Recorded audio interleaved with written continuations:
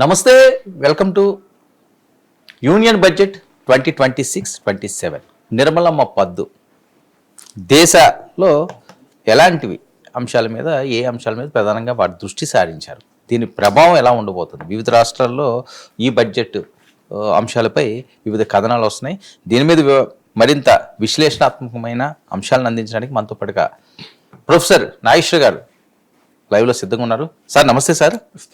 Sir budget 2026 union బడ్జెట్కి సంబంధించి ఈరోజు నిర్మలమ్మ గారు కేటాయించిన గ్రాంట్స్కి సంబంధించి చాలా అంశాలు ఆవిడ పొందుపరిచారు. అయితే బడ్జెట్ తర్వాత స్టాక్ మార్కెట్ కొన్ని నిమిషాల్లోనే కుప్పకూలిపోయింది. చాలామంది ఈరోజు రోడ్డును పడే పరిస్థితి వచ్చింది అని చెప్పి జరుగుతున్న ప్రచారంలో అసలు స్టాక్ మార్కెట్ ఇంత దారుణంగా పడిపోవడానికి గల కారణాలు? దీనికి ప్రధాన కారణం ఏంటంటే ఈ బడ్జెట్లో ఫ్యూచర్స్ అండ్ ఆప్షన్స్ అంటే స్పెక్యులేటివ్ ట్రేడింగ్, దీనిపైన సెక్యూరిటీ ట్రాన్సాక్షన్ ట్యాక్స్ భారీగా పెంచారు. ఇప్పుడు ఫ్యూచర్స్ పైన 150%, ఆప్షన్స్ పైన 50% పెంచారు. దీనివల్ల ఏమైంది అంటే మీకు ఇది స్టాక్ మార్కెట్ లో ట్రేడింగ్, షార్ట్ టర్మ్ ట్రేడింగ్ చేసే వారిపైన, స్పెక్యులేటివ్ ట్రేడింగ్ చేసే వారిపైన ప్రత్యక్ష ప్రభావం ఉంటుంది కనుక ఇమీడియట్గా స్టాక్ మార్కెట్ రియాక్ట్ కావటానికి మొదటి కారణము. వాస్తవంగా మరి ఇలా ఎందుకు చేశారు అంటే స్టాక్ మార్కెట్లో లాంగ్ టర్మ్ ఇన్వెస్ట్మెంట్ పెరుగుతుంది. ఇప్పుడు మీకు 21 crore డిమాట్ అకౌంట్స్ ఉన్నాయి మన దేశంలో. అలాగే మీకు ఈ మ్యూచువల్ ఫండ్స్లో ఇన్వెస్ట్ చేసేవారు రోజు రోజుకు గణనీయంగా పెరుగుతున్నారు. అందులో ఈ సిస్టమాటిక్ ఇన్వెస్ట్మెంట్ ప్లాన్ సిప్ ద్వారా చేసేవారు ఇంకా పెరుగుతున్నారు. సో స్టాక్ మార్కెట్ ఈ ఫారిన్ ఇన్వెస్టర్స్ వెళ్ళిపోవడం వల్ల పెద్ద ఎత్తున ఒడిదుడుకులను కూడా ఎదుర్కొంటుంది. లాస్ట్ ఇయర్ 2025లో సుమారు $19 billion 1900 కోట్ల డాలర్ల మేరకు ఫారిన్ ఇన్వెస్టర్లు దేశ స్టాక్ మార్కెట్ వదిలి వెళ్ళారు. To be precise $18.9 billion. జనవరిలోనే $4 billion foreign investors వెళ్ళిపోయారు. అందువల్ల రిటైల్ ఇన్వెస్టర్స్కు ప్రొటెక్షన్ లేకపోతే స్టాక్ మార్కెట్ నిలబడదు. ఎందుకంటే ఫారిన్ ఇన్వెస్టర్ ఇదే ఫుట్ లూజ్ క్యాపిటల్ అంటారు, కాళ్ళు నిలబడి పెట్టుబడులే కనుక. సో రిటైల్ ఇన్వెస్టర్లకు స్టెబిలిటీ ముఖ్యం. మీకు ఈ షార్ట్ టర్మ్ ట్రేడింగ్, స్పెక్యులేటివ్ ట్రేడింగ్లో పాల్గొనేవారు. సో అందువల్ల బహుశా ఆ స్పెక్యులేటివ్ ట్రేడింగ్ను అరికట్టడానికి ఒక ప్రయత్నంగా సెక్యూరిటీ ట్రాన్సాక్షన్ ట్యాక్స్ను పెంచారు. వాస్తవంగా సెక్యూరిటీ ట్రాన్సాక్షన్ ట్యాక్స్ 2024 నుంచి ఇప్పటి వరకు 45,000 crores మాత్రమే వసూలవుతుంది. వాస్తవంగా అంచనా 78,000 crores రావాలని, కానీ 45,000 crores వస్తున్నాయి. సో అయినా కూడా దానిపైన ఈ రేట్ పెంచడం ద్వారా ఇంకా ఎక్కువ మొబిలైజ్ చేయాలనేది కూడా ఆలోచన ఉండొచ్చు.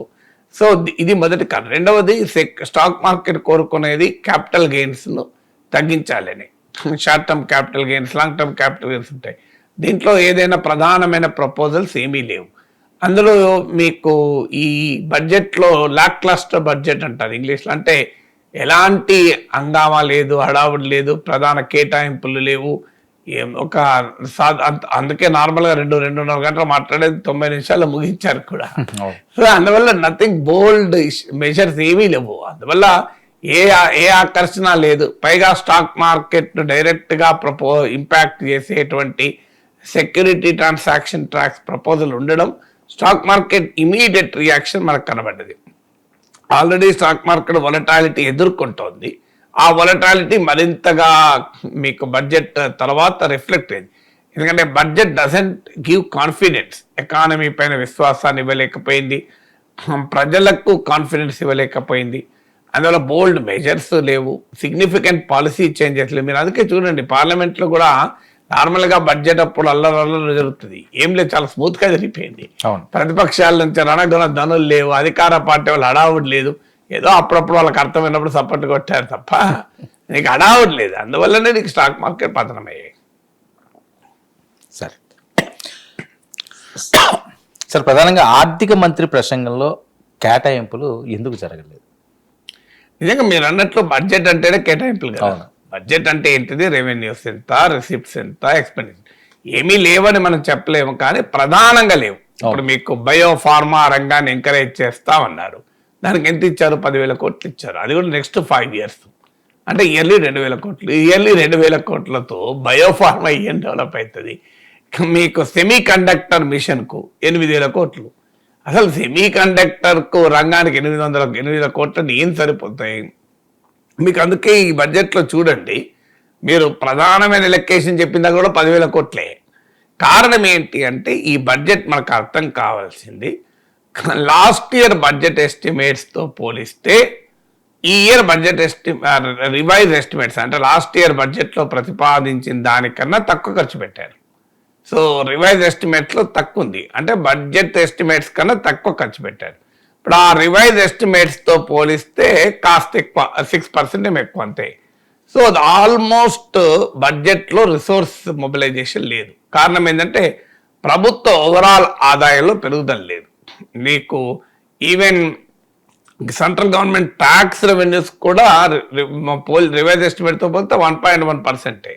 సో లాస్ట్ ఇయర్ బడ్జెట్ ప్రతిపాదనలతో పోలిస్తే ఆదాయాల్లో వృద్ధి లేదు, ఆ ఖర్చులో వృద్ధి లేదు. మీకు ఈవెన్ ఆ 6% కూడా లెక్క కిందకి రాదు, ఎందుకంటే ఇన్ఫ్లేషన్ అయితే అది కూడా ఉండదు. అందువల్ల రివైజ్ ఎస్టిమేట్స్తో అది ఇప్పుడు ప్రతిపాదించింది కూడా ఖర్చు పెడతారన్న గ్యారంటీ కూడా లేదు. మళ్ళీ మీకు ఒక ఉదాహరణ చెప్తాను.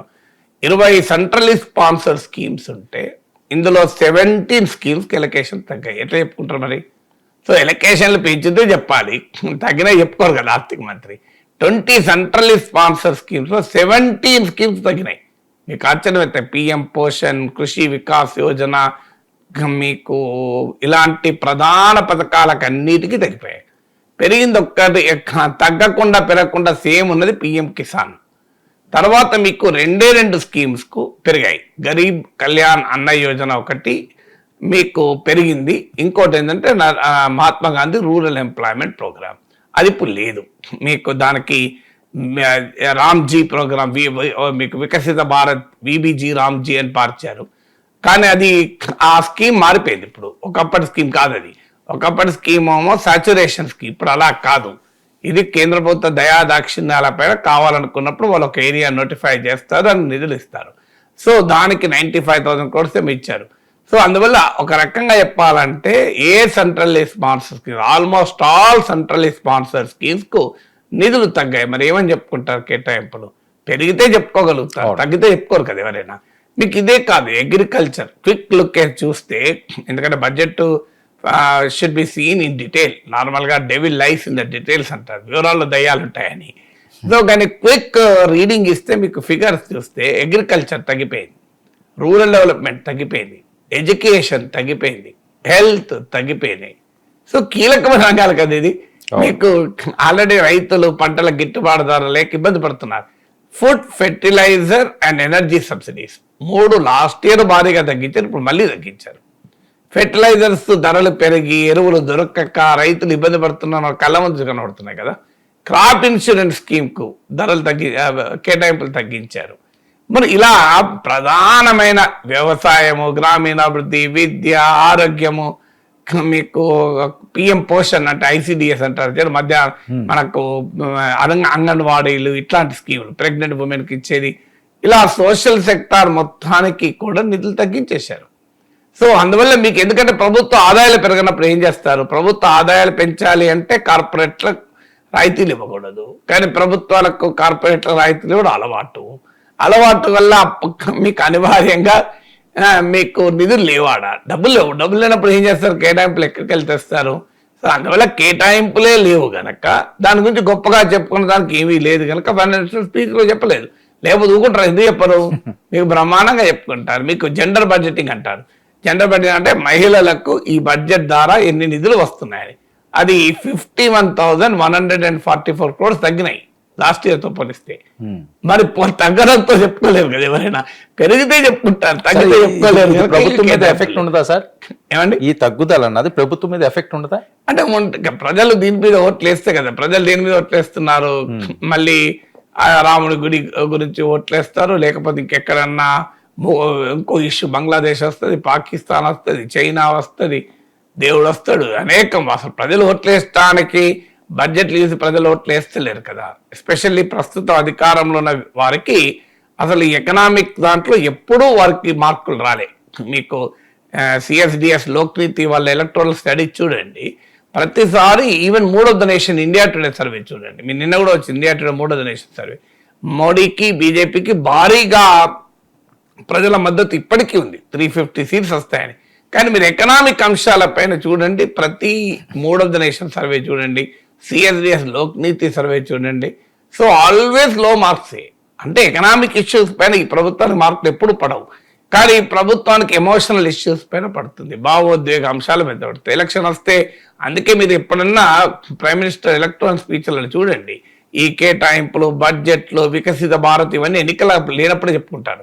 ఎన్నికలప్పుడు మందిర్, మసీద్, మీకు ముజ్రా, మంగళసూత్ర ఇవి వస్తాయి కదా. మీకు ఎలక్షన్లు తప్ప వచ్చే లాంగ్వేజే వేరు కదా. మీకు ఇప్పుడు బెంగాల్ ఎలక్షన్స్ ఉన్నాయి, బెంగాల్కి ఇంత ఇచ్చా అంత ఇచ్చా అని చెప్తున్నారా? చెప్పడం లేదు కదా. గుస్పేటియా అంటారు, లేదంటే రోహింగ్యా అంటారు, ఇవే వస్తాయి కదా. మీకు ఇంకొక ఉదాహరణ చెప్తాను, ఎయిర్ పొల్యూషన్.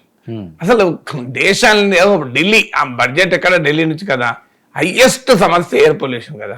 మీకు కార్లు రోజు విడితే రోజు అంటున్నారు, అసలు కంపెనీలు వెళ్ళిపోతున్నాయి ఎయిర్ పొల్యూషన్ భరించలేక, మ్యాచెస్ క్యాన్సిల్ అవుతున్నాయి, ఇంటర్నేషనల్ మీటింగ్ జరగడం లేదు, ఇంత గందరగోళం ఉంది కదా ఎయిర్ పొల్యూషన్. ఇటీవల దావోస్లో గీతా గోపినాథ్ ఐఎంఎఫ్ ఎకానమిస్ట్, ఇదివరకు ఇంటర్నేషనల్ రినౌండ్ ఎకానమిస్ట్, ఆమె దావోస్లో మాట్లాడుతూ అమెరికా ట్రంప్ విధిస్తున్న టారిఫ్ల వల్ల కన్నా కూడా ఎయిర్ పొల్యూషన్ వల్ల ఇండియాలో ఎక్కువ నష్టపోతుంది అని ఒక లెక్కేశారు.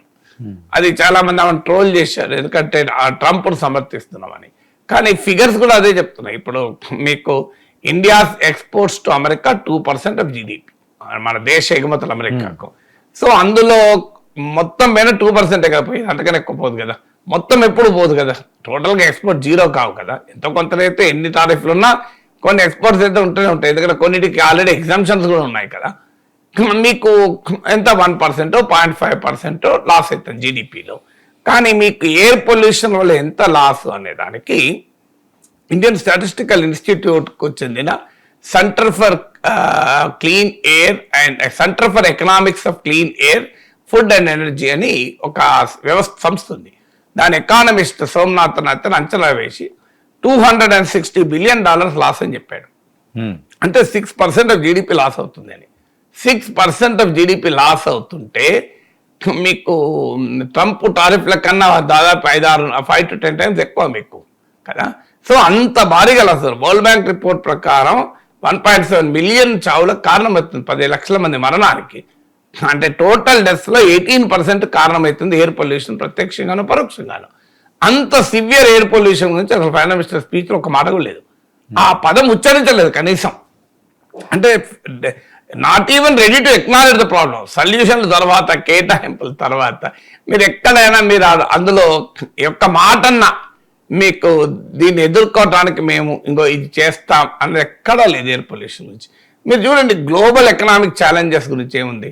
రూపాయి పతనం అవుతుంది, 92 for $. మీకు ఈ సమస్య కాదు, ఎక్కడ చెప్పారా దీంట్లో ఏం చేస్తారో ప్రముఖంగా చెప్పారా? నిజంగా అది పెద్ద ఇష్యూ కదా. ఇప్పుడు దేశ ఎకానమీ, మీకు జీడిపి బాగుంది, ఇన్ఫ్లేషన్ కంట్రోల్లో ఉంది, మీకు కరెంట్ అకౌంట్ డెఫిసిట్ తగ్గింది, అన్ని బాగున్నప్పుడు మరి రూపాయి ఎందుకు పతనం అవుతుంది? అట్లీస్ట్ ఒక మెన్షన్ అన్న బడ్జెట్లో ఉండాలి, సీరియస్గా మెన్షన్ ఉండాలి కదా. ఏమన్నా మరి ఆ 90-minute స్పీచ్లో ఎక్కడ ఒక సెంటెన్స్ అన్నారో లేదో కూడా గుర్తులేదు. నేను I saw the entire speech live, కానీ నాకు గుర్తున్నంత వరకు రూపాయి పతనం ఎక్నాలజీ కూడా చేసినట్లేరు, చేసినా ప్రముఖంగా అయితే చేయలేదు అంతవరకు షూర్. సో మరి గ్లోబల్ ఎకనామిక్ హెడ్విండ్స్ ఎలా ఎదుర్కొంటాం, ఇండియన్ ఎక్స్పోర్ట్స్ దెబ్బతింటున్నాయి, వాటిని ఎలా కాపాడుకుంటాం? సో ఒక దేశం ఎదుర్కొనేటువంటి ఛాలెంజెస్ ను how do we face it అనేది బడ్జెట్ లో లేకపోతే ఈ మరి బడ్జెట్ లో ఏముంటుంది అనే క్వశ్చన్ అయితే ఉత్పన్నం అవుతుందా కదా. అవును సార్, కేంద్ర బడ్జెట్ 26-27 పై ట్రంప్ ప్రభావం ఏమిటి? అంటే క్లియర్ గా మనం ఇంకా లోతుల్లోకి వెళ్ళాలి. Very difficult to immediately tell, ఎందుకంటే డాక్యుమెంట్స్ అన్ని చూడాలి. కానీ ఒకటి మాత్రం నిజం, ఇమీడియట్ గా ఫైనాన్స్ మినిస్టర్ స్పీచ్ లో కనిపించింది అయితే మీకు చబహార్ పోర్ట్ ఉంది. చబహార్ పోర్ట్ అంటే ఇరాన్ లో మనము ఇండియా నిర్మిస్తున్న పోర్ట్, చాలా ఇంపార్టెంట్ పోర్ట్. ఎందుకంటే చబహార్ పోర్ట్ నుంచి సెంట్రల్ ఏషియా కనెక్టివిటీ ఉంటుంది. పాకిస్తాన్ బైపాస్ చేస్తూ ఇరాన్, ఆఫ్ఘనిస్తాన్, సెంట్రల్ ఏషియాకు కనెక్టివిటీ. మనము ఇది పాకిస్తాన్లోని బెలూచిస్తాన్లో చైనా నిర్మిస్తున్న గ్వాదర్ పోర్టుకు 170 కిలోమీటర్ దూరంలో ఉంటుంది. ఇది ఇండియాస్ వెస్ట్ కోస్ట్ నుంచి ఇరాన్లోని చబహార్ పోర్ట్ మీదుగా సెంట్రల్ ఏషియా నుంచి రష్యా నుంచి యూరోప్కు కనెక్ట్. అందుకే దీన్ని నార్త్ సౌత్ కారిడార్ అన్నారు. అందువల్ల ఇది చాలా కీలకమైన పోర్ట్ మనకు. ఈవెన్ మనం అమెరికా అధ్యక్షుడు ట్రంప్ శాంక్షన్స్ విధిస్తే లాస్ట్ టైం వేవర్ కూడా తెచ్చుకున్నాం, కానీ మళ్ళీ ఈ మధ్య ఆ వేవర్ని ఆ మినహాయింపును ఎత్తివేశాడు. సో చబహార్ పోర్ట్ లో మీరు ఉండకూడదు అనేది ట్రంప్ ఫోర్స్. ఈసారి బడ్జెట్ లో చబహార్ పోర్ట్ కేటాయింపులు లేవు. మినిస్టర్ ఆఫ్ ఎక్స్టర్నల్ అఫైర్స్ కేటాయింపులు చూస్తే there is no mention of Chabahar port. Last 10 years budget చూడండి, 100 to 400 crores కేటాయింపులు ఉంటాయి. ఈవెన్ 2025-26 రివైజ్ ఎస్టిమేట్స్ లో కూడా 400 కోట్లు కేటాయించారు, కానీ ఇప్పుడు అసలు దాని మెన్షనే లేదు ఎక్కడా కూడా. అంటే దట్ షోస్ చబహార్ పోర్ట్ నుంచి దుకాణం ఎత్తేసుకోబోతున్నామని. ఆల్రెడీ ఇరాన్ నుంచి ఒకప్పుడు మనం తన ఆయిల్ ఇంపోర్ట్స్ లో 10% కొనేవాళ్ళం, క్లోజ్ చేసుకున్నాం కదా, కంప్లీట్ జీరోకి తెచ్చుకున్నాం. వెనజులా నుంచి ఆయిల్ ఇంపోర్ట్స్ ఆపేశాం. రష్యా నుంచి ఆయిల్ ఇంపోర్ట్ తగ్గుతున్నాయని ఇటీవల అమెరికా అఫీషియల్ గా ప్రకటించింది. రష్యా నుంచి ఇండియన్ ఇంపోర్ట్స్ తగ్గించుకుంటున్నారు అని. రష్యా నుంచి డిఫెన్స్ ఇంపోర్ట్స్ తగ్గించుకోమని ట్రంప్ చెప్తే ఆల్రెడీ 2016లో 62% ఉండే. అంతకుముందు 75% of India defence imports are from Russia. ఇప్పుడు 36% పడిపోయింది. ఏం డైవర్సిఫై చేసుకోవాలి, కానీ అంత భారీగా తగ్గిపోయింది. అదే అమెరికా నుంచి మన డిఫెన్స్ ఇంపోర్ట్స్ పెరుగుతున్నాయి. ఈవెన్ అమెరికా నుంచి ఎల్పిజి ఇంపోర్ట్స్ కూడా 10% పెరుగుతున్నాయి. ట్రంప్ ఒత్తిడితో ఇంపోర్ట్ డ్యూటీ 11% కాటన్ పైన కరెక్ట్గా కాటన్ సీజన్లో ఎత్తివేశాం. అందువల్ల క్లియర్గా లాస్ట్ బడ్జెట్లోనే, అంటే ట్రంప్ దగ్గరికి మన ప్రైమ్ మినిస్టర్ పోకముందే ట్రంప్ కోరిక మేరకు మీకు టెస్లా, హార్లీ డేవిడ్సన్ లాంటి లగ్జరీ వెహికల్స్ పైన మీకు డ్యూటీస్ను భారీగా తగ్గించింది కేంద్ర ప్రభుత్వం లాస్ట్ బడ్జెట్లోనే ట్రంప్ను సంతృప్తిపరిచి చర్యలు మనకు కనబడతాయి. ఇప్పుడు కూడా మీకు కస్టమ్స్ డ్యూటీ చాలా వాటిని తగ్గించారు. మీకు ఉదాహరణకు పర్సనల్ కన్జంప్షన్ కు దిగుమతి చేసుకుని డ్యూటీయబుల్ గూడ్స్ అంటారు, అంటే కస్టమ్స్ డ్యూటీ పడే వస్తువుల పైన కస్టమ్స్ డ్యూటీ గణనీయంగా తగ్గించారు. 20% నుంచి ఐ థింక్ 10% బాగా తగ్గించారు. దీనివల్ల ఏమవుతుందంటే హై వాల్యూ ఇంపోర్ట్స్, అంటే మీ పర్సనల్ అవసరాలకు ఏదైనా ఇంపోర్ట్ చేసుకుంటే దాని ధర తగ్గిపోతుంది. ఇది ఎవరికి లాభం చెప్పండి? ఇప్పుడు మీరు ఎప్పుడన్నా మీ జీవితంలో ఏదైనా ఇంపోర్టెడ్ గూడ్స్ వాడారా? ఇన్ని గూడ్స్ ఇంపోర్ట్ చేసుకున్న మీ పర్సనల్ యూజ్ కొరకు. సో మీకు ఏదో ఇప్పుడు క్యాన్సర్ డ్రగ్స్ పైన వాటిపైన మీకు ఇంపోర్ట్ డ్యూటీ తీసేశారు, నేను ఒప్పుకుంటాను. అది కొన్ని రేట్ డిసీజెస్ మీద తీసేశారు, క్యాన్సర్ ముఖ్యంగా. దట్ ఈస్ అడ్వైజబుల్, ఎందుకంటే వారికి అవసరం, ప్రజలకు అవసరం కనుక. కానీ హై వాల్యూ పర్సనల్ కన్జంప్షన్ గూడ్స్కి ఎందుకు? వాటికి ఏం అవసరం? ఏం చెప్పాలంటే మాస్ కన్జంప్షన్ గూడ్స్కి ఇవ్వాలి. ఎందుకంటే reserve bank of India consumer confidence survey ప్రకారము ప్రజలకు ఉండే వినిమయ విశ్వాసం, అంటే కన్జ్యూమర్ కాన్ఫిడెన్స్ తగ్గిపోతుందని ఆర్బీఐ సర్వే చెప్తుంది. కానీ మీకు ఇలాంటి కస్టమ్స్ డ్యూటీస్ చాలా వాటి మీద తగ్గించారు. అదంతా డెఫినెట్ గా ట్రంప్ ప్రభావం ఎక్కడొక్క నుండి ఉంటుంది కదా మీకు. అందువల్ల ఇంకా మైన్యూట్ డీటెయిల్స్కి వెళ్తే మనకు వివరాలు వస్తాయి. సార్ మధ్యతరగతికి అసలు బడ్జెట్లో ఏముంది? సామాన్య ప్రజలందరూ కూడా బడ్జెట్ అనేసరికల్లా అదో భ్రమ పదార్థంలో చూస్తుంటారు, కానీ ఇప్పుడు ఆ పదార్థం ఏది కూడా వీళ్ళ దాకా రాలేదు. అసలు ఈ బడ్జెట్లో ఉంటుందని కూడా ఎవరు ఊహించలేదు, ఆశించలేదు. ఎందుకు ఆశించలేదు అంటే మధ్యతరగతికి ప్రధానంగా ఉండేది ఏంటి? ఇన్కమ్ ట్యాక్స్ ఎగ్జంప్షన్ ఏమైనా ఉంటుందా అని. ఆల్రెడీ లాస్ట్ బడ్జెట్ జూలైలోనే మీకు జూలై 2020 మీకు లాస్ట్ బడ్జెట్లోనే మీకు ఆల్రెడీ ఇచ్చేశారు.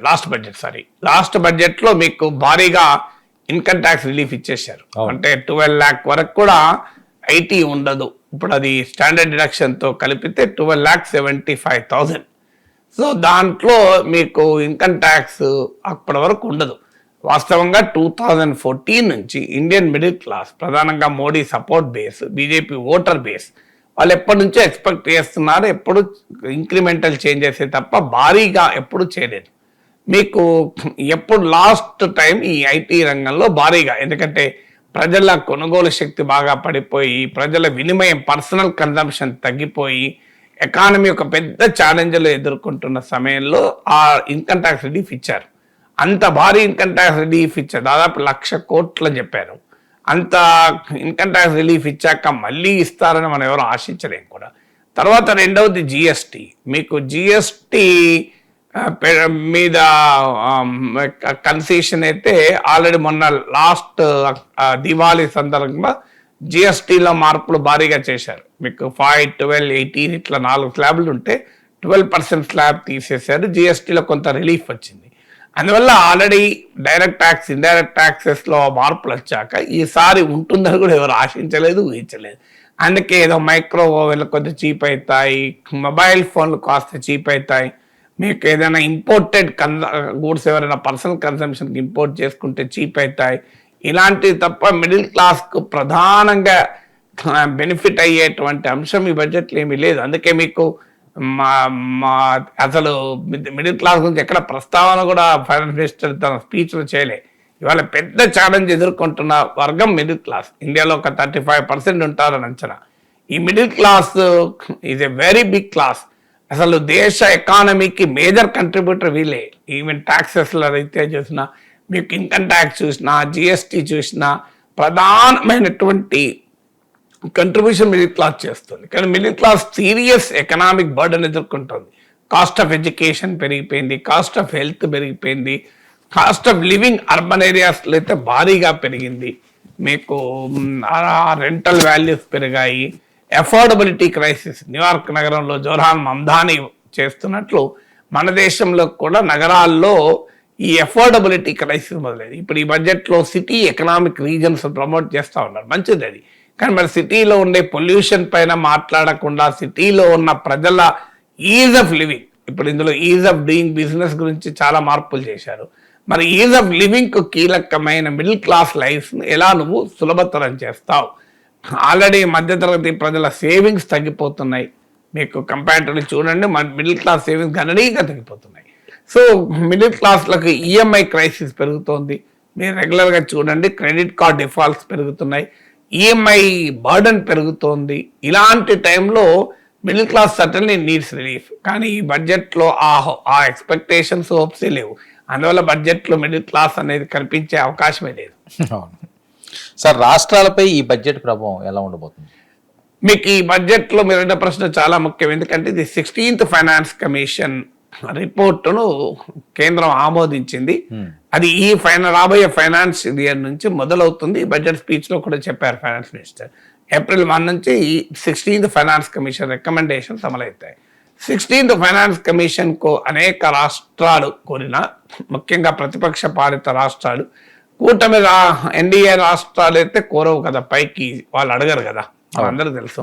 ఈ వర్టికల్ డివల్యూషన్ అంటారు, అంటే కేంద్ర పన్నులో రాష్ట్రాలకు ఎంత వాటా ఉండాలి అని. అలా మనకు 42% ప్రజెంట్ ఉంది. అందులో జమ్మూ కాశ్మీర్ను రాష్ట్ర హోదా తీసేశాక 1% జమ్మూ కాశ్మీర్కి ఇచ్చేసి 41% ఉన్నారు. దీన్ని 50% చేయాలి అని రాష్ట్రాలు కోరాయి. 50%కు పెంచాలి దీన్ని అని. మీరు తెలంగాణ రాష్ట్ర ప్రభుత్వంతో పాటు అన్ని పార్టీలు కోరాయి, అన్ని ప్రధాన పార్టీలు. బీజేపీ 41% ఉంటే సరిపోతుందని చెప్పారు, కానీ మిగతా వాళ్ళందరూ కూడా 50% చేయాలి అని చెప్పారు. ఎందుకు చెప్పాను అంటే, పేరుకు 41% ఉన్నా రియల్గా 41% రావడం లేదు, 33% వస్తుంది ఇప్పుడు యాజ్ ఆఫ్ నౌ. దీనికి కారణం ఏంటి అంటే, మీకు ఈ షేరబుల్, నాన్ షేరబుల్ అని ఉంటాయి రిసోర్సెస్. ఇప్పుడు ఉదాహరణకు మనం పెట్రోల్, డీజిల్ పైన ఎక్సైజ్ డ్యూటీ కడతాం, అవి పెరుగుతున్నాయి రోజు రోజుకు. సో అవి మీకు ఆ పెట్రోల్ డ్యూటీలు పెరుగుతున్నాయి, కానీ ఏ రూపంలో పెరుగుతున్నాయి? షేరబుల్ ఎక్సైజ్ డ్యూటీల్లో పెరగడం లేదు. ఇంట్రెస్టింగ్ ఏంటంటే, ఎలా పెరుగుతుందంటే నాన్ షేరబుల్ సర్చార్జీలు, సెస్సులలో పెరుగుతున్నాయి. ఈ సెస్సులు, సర్చార్జీలు రాష్ట్రాలతో పంచుకోరు. అంటే ఇప్పుడు మీరు పెట్రోలియం టాక్సేషన్ తీసుకుంటే ఎక్సైజ్ సెంట్రల్ ఎక్సైజ్ డ్యూటీలో తగ్గినట్టు కనబడుతుంటాయి, కానీ మీకు ఈ సెస్సులు, సర్చార్జీలు పెరుగుతాయి. ఈ సెస్సులు, సర్చార్జీలు కేంద్రం రాష్ట్రాలతో పంచుకోరు. అందుకొరకు పేరుకు 41% అని కనిపించినా వాస్తవంగా కేంద్రం చేస్తున్న ఈ డిసీట్, ఈ మోసం వల్ల అది రియల్గా 33%, అరౌండ్ 31 to 33% ఉంటుంది, అరౌండ్ 33%. అందువల్ల 50% అన్న చేస్తే కాస్త మెరుగవుతాయని రాష్ట్రాలు కోరాయి. ఎందుకంటే కేంద్ర పథకాలలో కూడా రాష్ట్రాల బర్డన్ పెరుగుతుంది. మీకు ఉదాహరణకు నేషనల్ రూరల్ ఎంప్లాయ్మెంట్ గ్యారంటీ ప్రోగ్రామే తీసుకోండి, అది కేంద్రమే నిధులు సమకూర్చేది. ఇప్పుడు ఈ వికసిత భారత్ జీ మార్చిన దాంట్లో 60% కేంద్రం వేస్తే 40% రాష్ట్రాలు పెట్టుకోవాలి. ఇవాళ మీకు last 10 years social sector spending చూస్తే కేంద్ర ప్రభుత్వం పెట్టింది తక్కువ, రాష్ట్రాలు ఎక్కువ భరిస్తున్నాయి. మన దేశంలో 60% of development expenditure, welfare expenditure burden రాష్ట్రాలే భరిస్తాయి దేశంలో. కానీ దేశానికి వచ్చే ఆదాయంలో మాత్రం రాష్ట్రానికి నేను ఇంతకుముందు చెప్పినట్టు కేంద్ర పన్నుల్లో 33%, ఓవరాల్గా 40% మించదు. మరి ఆదాయమేమో రాష్ట్రాలకు తక్కువ, ఖర్చుల భారమేమో రాష్ట్రాలపైన ఎక్కువ. ఇది అన్యాయం కదా అని రాష్ట్రాలు మొదటి నుంచి కూడా అడుగుతున్నాయి. ఇప్పుడు ఈ ఫైనాన్స్ మినిస్టర్ స్పీచ్ లో 1,40,000 కోట్లు మేము ట్రాన్స్ఫర్ చేశామని చెప్పారు. కానీ మీరు లెక్కలు తీయండి, ఆల్ కైండ్స్ ఆఫ్ ట్రాన్స్ఫర్స్, అంటే ఫైనాన్స్ కమిషన్ ద్వారా వచ్చే ట్రాన్స్ఫర్స్, సెంట్రల్లీ స్పాన్సర్డ్ స్కీమ్స్ ద్వారా కేంద్రం ఇచ్చే నిధులు, ఇతరత్ర కేంద్రం నుంచి రాష్ట్రాలకు వచ్చేవి అన్నీ కలిపితే మీకు లాస్ట్ ఇయర్ బడ్జెట్ లో చెప్పిన దానికన్నా 2,03,800 crores తగ్గాయి. నియర్లీ 2,04,000 కోట్లు రాష్ట్రాలకు తగ్గాయి. అది ఈ బడ్జెట్ లో మళ్ళీ 59,456 crores తగ్గాయి. అంటే క్లియర్ గా రాష్ట్రాల వెన్నెముక్క విరవడం అనేది క్లియర్ గా కనబడుతోంది. సో అందువల్ల ఇది డెఫినెట్ గా రాష్ట్రాలను నిరాశపడుతుంది. ఇవాళ పత్రికల్లో కూడా మనం చూసాం, చూడండి, తెలంగాణకు ఇచ్చిన దాంట్లో అతి తక్కువ 4,000 కోట్లేమో యాక్చువల్గా రియలైజ్ అయినా చాలా తక్కువ, కేటాయించిన దాంట్లో రియలైజ్ అయింది చాలా తక్కువ అని ఇవాళ పత్రికల్లో, తెలుగు పత్రికల్లో వచ్చింది. అందువల్ల కేటాయించేదే తక్కువ, అందులో రాష్ట్రాలకు రియల్గా రియలైజ్ అయ్యే తక్కువ, అందులో అపోజిషన్ రూల్ స్టేట్స్ కు ఇంకా వివక్ష. మీకు ఇప్పుడు వికసిత భారత్ జీ బిల్లులో కేంద్రం దగ్గర అధికారం ఉంటుంది. ఇదివరకేమో ఏ రాష్ట్రంలో సమర్థవంతంగా జాతీయ ఉపాధి హామీ పథకం అమలైతే ఆ రాష్ట్రాలకు ఎక్కువ నిధులు వచ్చాయి. కొన్ని చోట్ల ప్రతిపక్ష భారత రాష్ట్రాలు బెటర్గా ఇంప్లిమెంట్ చేసి తెచ్చుకున్నాయి. కానీ ఇప్పుడు ఈ వికసిత భారత్ జీ బిల్లులో అవకాశమే లేదు. ఎందుకంటే ఇది saturated scheme, demand driven scheme కాదు. మీకు జాతీయ ఉపాధి హామీ పథకమో డిమాండ్ డ్రివెన్ స్కీమ్, ఇదేమో కేంద్ర ప్రభుత్వం నోటిఫై చేస్తుంది, ఇంకా పలానా ప్రాంతంలో అవసరం ఉంది కనుక మేము అక్కడ ఈ జీ బిల్లును ఆ చట్టాన్ని అమలు చేస్తామని. దానివల్ల ఖచ్చితంగా ప్రతిపక్ష పాలిత రాష్ట్రాలు అమలు చేయరు, బీజేపీ ఎన్డీఏ పాలిత రాష్ట్రాలు అమలు చేస్తారు. అందువల్ల రాష్ట్రాలకు డెఫినెట్గా నష్టం ఈ బడ్జెట్లో. సార్, కేసీఆర్ గారు ఈరోజు సిట్ దగ్గరికి వెళ్ళడం, కేటీఆర్ గారు వంతు అయిపోయింది, హరీష్ రావు గారు వంతు అయిపోయింది, ఇప్పుడు కేసీఆర్ గారు ఏంటి అరెస్ట్ చేస్తారా అని కొంతమంది అంటారు, కక్ష సాధింపు చర్య అని కొంతమంది అంటారు. దీని ప్రభావం తెలంగాణ రాజకీయాలపై ఎలా ఉండే అవకాశం ఉంటుంది? అంటే ఇప్పుడు సిట్ దగ్గరికి కేసీఆర్ పోలే, కేసీఆర్ దగ్గర సిట్ వచ్చారు కదా, క్లారిటీ ఉండాలి. నంది దగ్గర సిట్ వచ్చింది తప్ప కేసీఆర్ జూబ్లీహిల్స్ పోలీస్ స్టేషన్ పోలే. అవును, మీరు కేటీఆర్ హరీష్ రావు దగ్గర జూబ్లీహిల్స్ పోలీస్ స్టేషన్ వాళ్ళే వెళ్ళారు. సో ఇక్కడ అందువల్ల దానికి కొద్ది కరెక్షన్ అన్నట్టు, మీరు కేసీఆర్ సిట్ దగ్గర పోలే, సిట్ కేసీఆర్ దగ్గరికి వచ్చింది. సో ఏమున్నది, ఎట్లయినా when the mountain goes to Muhammad and Muhammad goes to the mountain, it is the same thing అంటారు. సో ఇంగ్లీష్లో ఈడియం ఉంది ఇది. సో అలా మీకు కేసీఆర్ దగ్గరికి సిట్ వెళ్ళినా, సిట్ దగ్గర కేసీఆర్ వెళ్ళినా రిజల్ట్ ఏంటి, ఏముంది, ఇది రాజకీయంగా నడుస్తూ ఉంటుంది.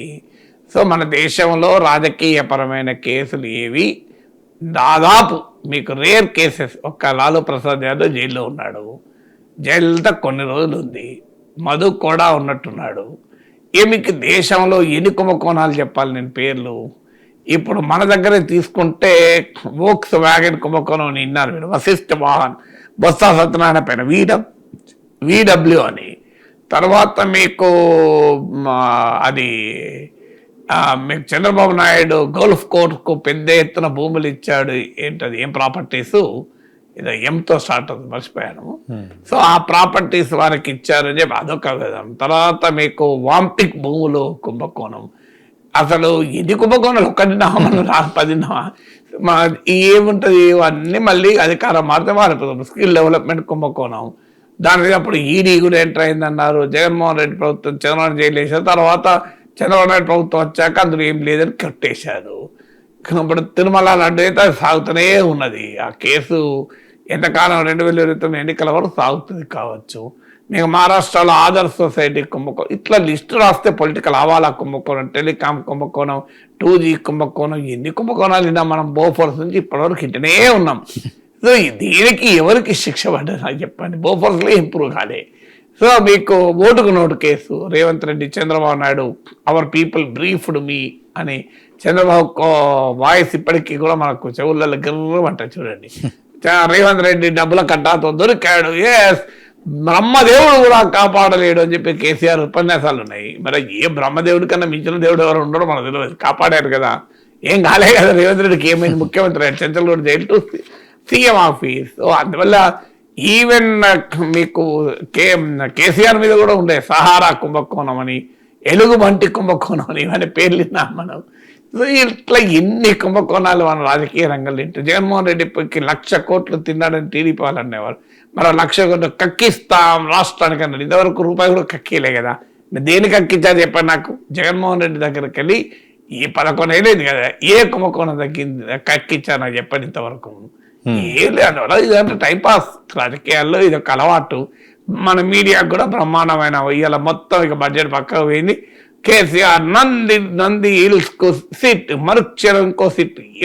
ఇప్పుడు సినిమా యాక్టర్ల డ్రగ్ కేసు ఏమైంది? లైన్ గా అందరినీ పిలిచారు, అవునా కదా. ఇక లైవ్లు ఇంటి నుంచి బయలుదేరాడు. ఇంటి దగ్గర మా ప్రతినిధి వర్మ ఉన్నాడు, ఏసీబీ డ్రగ్ టాస్క్ ఫోర్స్ కార్యాలయంలో మా ప్రతినిధి నాగేష్ ఉన్నాడు. గోల ఎన్ని లైవ్లు చూసామని ఏమైనా అయిందా ఎవరికన్నా?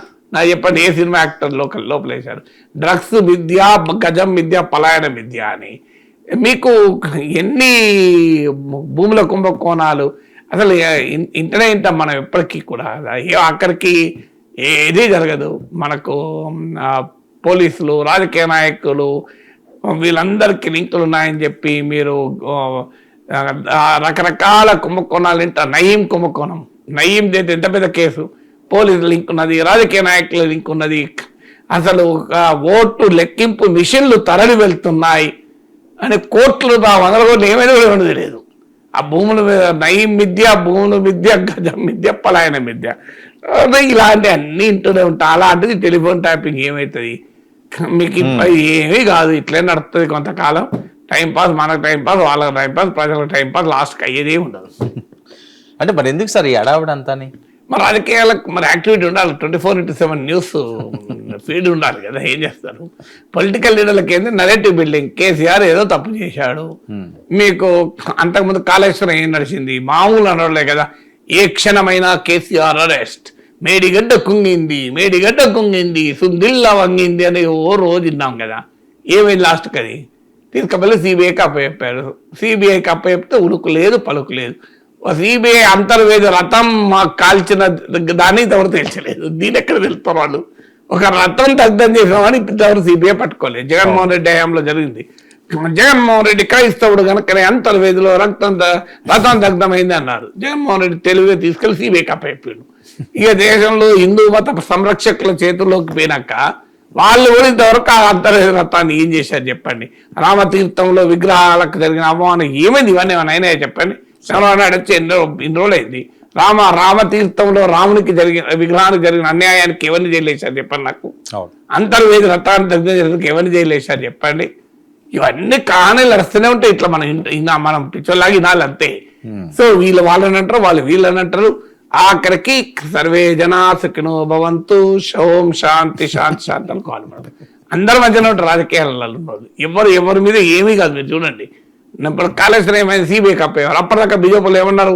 అసలు ఆడ రెడీ ఉన్నది రూమ్, పలానా చెంచల్గూడ జైల్లో పలానా రూమ్ రెడీగా ఉన్నది అన్నారు. ఏమైపోయింది? దొరికి సిబిఐ అరెస్ట్ చేసిండ్రా? సో ఏమైంది? కాళేశ్వరం ఏమి కాలే కదా.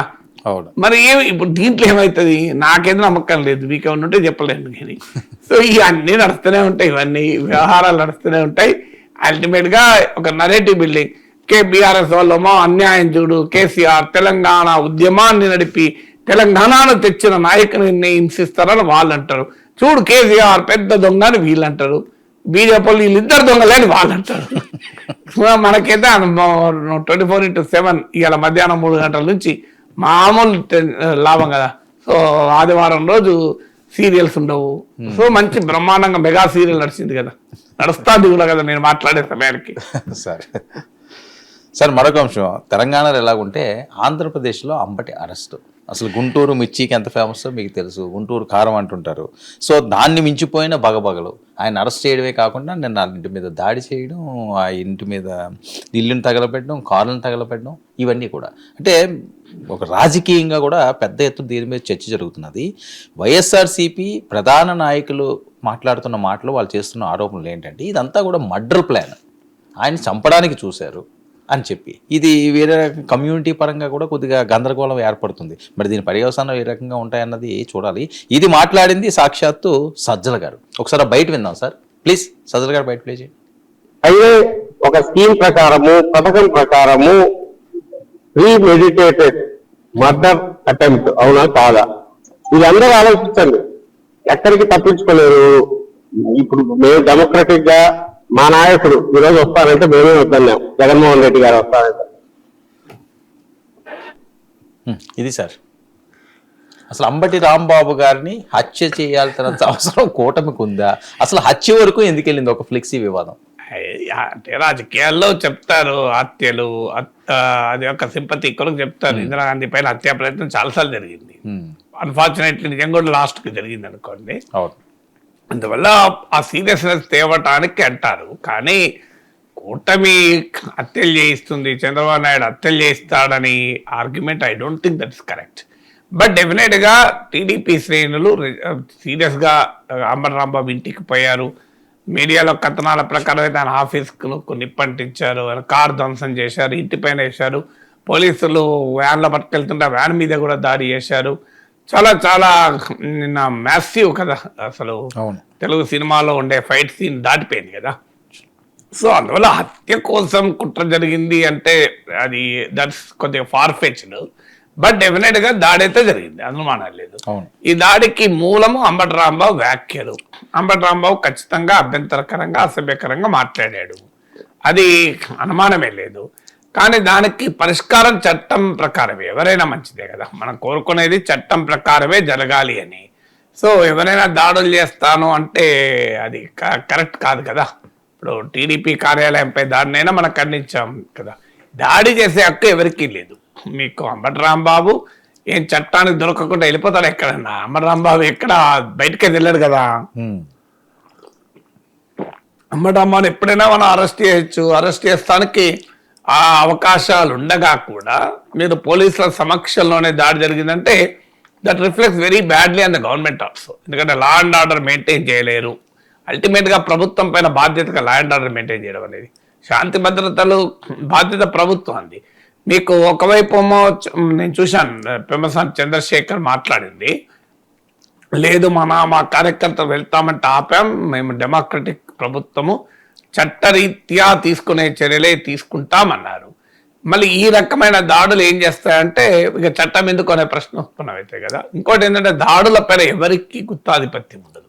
నీకు అధికారంలో ఉన్నోడు దాడులు చేయగలడు, ప్రతిపక్షంలో ఉన్నోడు చేయగలుగుతారు. రేపు ఇది వాళ్ళ అధికారంలోకి వస్తే వీళ్ళ అధికారంలోకి వస్తూ రాజారెడ్డి రాజ్యాంగం, రెడ్ బుక్ రాజ్యాంగం, మళ్ళీ రెడ్ బుక్ రాజ్యాంగం పోతే మళ్ళీ రాజారెడ్డి రాజ్యాంగం, మళ్ళీ రాజారెడ్డి రాజ్యాంగం పోతే మళ్ళీ రెడ్ బుక్ రాజ్యాంగం. ఇదేనా ఇక రాష్ట్రానికి? అసలు అంబేద్కర్ రాజ్యాంగం ఉండదా? ఈ రెండు రాజ్యాంగాలేనా సార్? అసలు ఏపీలో మిగతా రాష్ట్రాలు ఇదే పరిస్థితి ఉన్నది సార్, ఒక ఏపీలోనే ఒక ప్రత్యేకమైన పరిస్థితులు ఉన్నాయా ఈ రకమైన? ఎక్కడైతే హైలీ పోలరైజేషన్ ఉంటుందో, ఎక్కడైతే పార్టీ సొసైటీ అంటారు, అంటే రాజకీయాలు సమాజము కలిసిపోతాయి. రాజకీయాలు సమాజము కలిసిపోవాల్సిన అవసరం లేదు కదా. అంటే రాజకీయ సమాజమే నిట్ట నిలువున రాజకీయ పార్టీలుగా చీలిపోతుంది. ఇప్పుడు బెంగాల్లో మనం చూసాం, అసలు ఈ పార్టీ సొసైటీ అనే పదాన్ని బెంగాల్ కాంటెక్స్ట్ లోనే ఫస్ట్ టైం వాడారు. సో బెంగాల్లో తృణమూల్ కాంగ్రెస్ వర్సెస్ బీజేపీ ఎంత భయంకరంగా ఉందో మనం చూసాం కదా. సో మీకు అక్కడ లెఫ్ట్ పార్టీల పాలన ఓడిపోయాక అసలు మీకు ఆశ్చర్యం, సిపిఎం కార్యాలయాలని పగలగొట్టి సిపిఎం వాళ్ళని పంపించి తృణమూల్ కాంగ్రెస్ తమ కార్యాలయాలు కూడా మార్చుకున్నది. ఆ స్థాయికి కూడా వెళ్ళింది. అలాగే బీజేపీ ఇప్పుడు లెఫ్ట్ వీక్ అయింది కనుక కేంద్రం ప్రభుత్వం ఉండడం వల్ల బీజేపీ రంగంలో దిగింది. బీజేపీ వర్సెస్ తృణమూల్ ఎక్కడ దాకా పోయింది? ఆఖరికి అది CBI ED versus state police అక్కడ పోయింది. మనం చూసాం కదా, ఐపాక్ ఆఫీస్ మీద ఈడీ దాడి చేస్తే ముఖ్యమంత్రి మమతా బెనర్జీ డైరెక్ట్ గా వెళ్ళి ఫైల్ పట్టుకొని పెట్టుకొచ్చింది. సో ఆ స్థాయికి వెళ్ళింది. ఇంకేముంటుంది అంటే కేంద్ర బలాలు రాష్ట్ర బలాల మధ్య కోల్కతా కమిషన్ అరెస్ట్ చేయాలంటే central forces versus state police. Supreme court ఆశ్చర్యాన్ని వ్యక్తం చేసింది. అలాగే తమిళనాడులో చూసాం మనం, జైలతో జరిగిన అభిమానము, కరుణానిధిని రాత్రిపూట వెళ్ళి ఆయన వీల్ చైర్ లో ఉన్నా వదలకుండా అరెస్ట్ తమిళనాడులో చూసాం. మనకి ఇంకా ఆ రకమైనటువంటి దాడులు ప్రదాడులు ఇప్పుడు ఆంధ్రప్రదేశ్ లో కూడా ఈ స్థాయికి వచ్చాయి. ఇప్పుడు డెఫినెట్ గా మీరన్న కాస్ట్ యాంగిల్ కూడా వస్తుంది. ఎందుకంటే కూటమి ప్రభుత్వం అధికారంలోకి రావటానికి ఒక అన్నేచురల్ సోషల్ కోalition వాడుతుంటాడు ఎప్పటికీ. ఒక అసహజమైన సామాజిక సంకీర్ణము పునాదుల పైన నిర్మించబడ్డ రాజకీయ సంకీర్ణం. మీకు ఆంధ్రప్రదేశ్ రాజకీయాలు అందరికీ తెలుసు, కమ్మ కాపుల మధ్య అది రంగా కాలం నుంచి చూస్తున్నాం కదా మనం. సో ఇప్పటికీ కూడా ఆ రాజకీయం నివురు కప్పి నిప్పులాగా ఉంటుంది. అప్పుడు చంద్రబాబు పాలనలో ముద్రగడ పద్మనాభం పైన జరిగిన అవమానం అంటూ చర్చ కూడా నడిచింది. ఇప్పుడు అంబటి రాంబాబు కూడా కాపు సామాజిక వర్గం గనక కాపుల అణచివేత, కాపులపై దాడులు ముద్రగడ నుంచి అంబటి వరకు అని ఖచ్చితంగా మీకు వైఎస్ఆర్ కాంగ్రెస్ అంశాన్ని తీసుకొస్తుంది. వాస్తవంగా రంగా ఇష్యూ కూడా మొదలు కాపు కమ్మ ఇష్యూ కాదు, అది డిఫరెంట్ ఇష్యూ. అండ్ తర్వాత అది కాపు కమ్మ ఇష్యూలుగా మీకు ట్రాన్స్ఫార్మ్ అయింది అది. సో విజయవాడ రాజకీయాలు తెలిసిన వాళ్ళందరికీ తెలిసింది. సో ఇప్పుడు కూడా డెఫినెట్ గా ఆ సామాజిక డైమెన్షన్ పట్టుకొస్తే వైసీపీకి పొలిటికల్ గా అడ్వాంటేజ్ ఉంటుంది, వాళ్ళు పట్టుకొచ్చే ప్రయత్నం చేయవచ్చు మీకు. ఎందుకంటే పవన్ కళ్యాణ్ వల్ల కాపు ఓటు క్లియర్ గా టీడీపీ వైపు వచ్చింది కనుక కాపు ఓటు ఆంధ్రప్రదేశ్ లో ఇట్స్ ఏ విన్నింగ్ ఎడ్జ్. మీకు ఎవరు కాపులతో కలిస్తే వాళ్ళకి అధికారం వచ్చే అవకాశం ఉంటుంది. ఎందుకంటే వాళ్ళకి 30-40 సీట్లలో కాపులు డిసిసివ్. సో ఆంధ్రప్రదేశ్ రాజకీయాల మొదటి నుంచి కమ్మ రెడ్ల మధ్య చీలిపోయి ఉన్న సమయంలో కాపుల్లో ఆ ఆవేదన కూడా ఉంది. అందుకే చిరంజీవి ప్రజారాజ్యం పెట్టినప్పుడు కూడా కాపులు ప్రజారాజ్యం వెనకాల సమీకృతమయ్యారు. చిరంజీవిని మనం కాపు నాయకుడు అనలేం కదా, చిరంజీవి మెగా నాయకుడు. ఒక కులానికో ఒక ప్రాంతానికో చిరంజీవిని మనం అంటిపెట్టలేము. ఆ మాటకొస్తే పవన్ కళ్యాణ్ కూడా ఒక కుల నాయకుడిగా మనం ఎప్పుడు చూడలేము. సో పవన్ కళ్యాణ్ కూడా ఒక విస్తృత ప్రజాదరణ కలిగిన నటుడు కదా, ఆయన అభిమానించే వాళ్ళలో అన్ని కులాల వాళ్ళు ఉంటారు. కానీ కాపులు క్లియర్ గా జనసేన వెనకాల ముఖ్యంగా కాపు యూత్ ర్యాలీ అవుతున్నారు. సో ఈ మీరు గోదావరి జిల్లాల్లో మీరు చూడండి, అంతకుముందు 2019లో అత్యధిక సీట్లు వైఎస్ఆర్ కాంగ్రెస్ గెలిచింది. ఇప్పుడు క్లీన్ స్వీప్ అనుకుంటా నాకు గుర్తున్నంత వరకు గోదావరి జిల్లాలో కూటమికి అన్ని సీట్లు వచ్చినట్టున్నాయి almost. So almost all seats వచ్చే మొన్నటి దాకా జగన్ గోదావరి జిల్లా పర్యటించడే. మొదటిసారి మన భీమవరం వాళ్ళతో సమీక్ష జరిపాడు. సో అందువల్ల మీకు గోదావరి జిల్లాలో ఎవరు గెలిస్తే వారు రాష్ట్రం గెలుస్తారని సామెత కూడా ఉంది. అవును, సెంటిమెంట్ ఉంది, అది వర్కౌట్ అవుతుంది కూడా, ఫ్యాక్ట్ కూడా. సో అందువల్ల మీకు గోదావరి జిల్లాలో కమ్మ కాపు కాంబినేషన్ మామూలు కాంబినేషన్. ఆ మాటకొస్తే కృష్ణా, గుంటూరు, మీకు తూర్పు, పశ్చిమ గోదావరి, మీకు మిగతా తూర్పు కాపు అని ఉత్తరాంధ్రలో ఉన్న బలిజా, ఒంటరి అని రాయలసీమలో ఉన్న ఈ కులాలలో కామనాలిటీ ఉన్నా, బట్ ప్రధానంగా గోదావరి జిల్లాలో కేంద్రం, దానికి అదనంగా కృష్ణా, గుంటూరు. సో ఇక్కడ గోదావరి జిల్లాలో అయితే కొన్ని నియోజకవర్గాల్లో కాపులే డిసిసివ్ మెజారిటీ. మీకు ఈ సోషల్ కాంట్రడిక్షన్స్ ఉన్నాయి. ఇప్పుడు కోనసీమలో కాపు వర్సెస్ దళిత్, అమలాపురంలో అంబేద్కర్ పేరు పెట్టినప్పుడు జిల్లాకు ఆ సమస్యలు కూడా వచ్చాయి. సోషల్ ఫాల్ట్ లైన్స్ ఉన్నాయి కోనసీమ అంబేద్కర్. సో రాజకీయాలు సోషల్ ఫాల్ట్ లైన్స్ తో ఇంటరాక్ట్ అవుతూ ఉంటాయి, ఇంటర్ప్లే అవుతుంటాయి. కానీ మనకు ఇప్పుడు అంబటి రాంబాబు ఇష్యూ ఇది ప్యూర్లీ పొలిటికల్ ఇష్యూ. దానికి కాపులకి ఏం సంబంధం, కమ్మలకి ఏం సంబంధం, కానీ అది అనివార్యంగా వస్తుంది. ఇప్పుడు మీకు బాలకృష్ణ చిరంజీవిని ఉద్దేశించి ఎవడు అన్నప్పుడు కూడా అది అడుగురిగింది. అది బేసికల్ గా బాలకృష్ణ జగన్ మీద కోపంతో అన్న మాటలు అది. కానీ అది కూడా నీకేమేం రాధాకృష్ణ తన వీకెండ్ కామెంట్ విత్ ఆర్కేలో ఇది కమ్మ కాపుల ఇష్యూగా మార్చారు అని చెప్పి, అసలు ఆంధ్రప్రదేశ్ లో వేరే పనే లేదు ఏమన్నట్టే కులమే అని చెప్పి ఆయన కూడా తీవ్రంగా స్పందించాడు. మీకు ఎందుకు పవన్ కళ్యాణ్ అన్నాడు ఆంధ్రప్రదేశ్ లో కులాల గురించి ఆలోచిస్తారు, తెలంగాణలో లేదు ఈ దరిద్రం అని. సో అందువల్ల మీకు బాలకృష్ణ చిరంజీవిపై అన్న అదే యాంగిల్ వచ్చింది.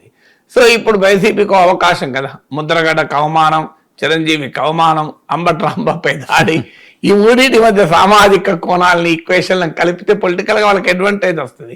ఎందుకంటే పవన్ కళ్యాణ్ అట్టున్నాడు కనుక పవన్ కళ్యాణ్ ఇరకాటంలో పెట్టడానికి మీకు అది 2024 ఎలక్షన్ టైంలో కూడా ఆ వ్యూహాన్ని వైసీపీ రచించింది.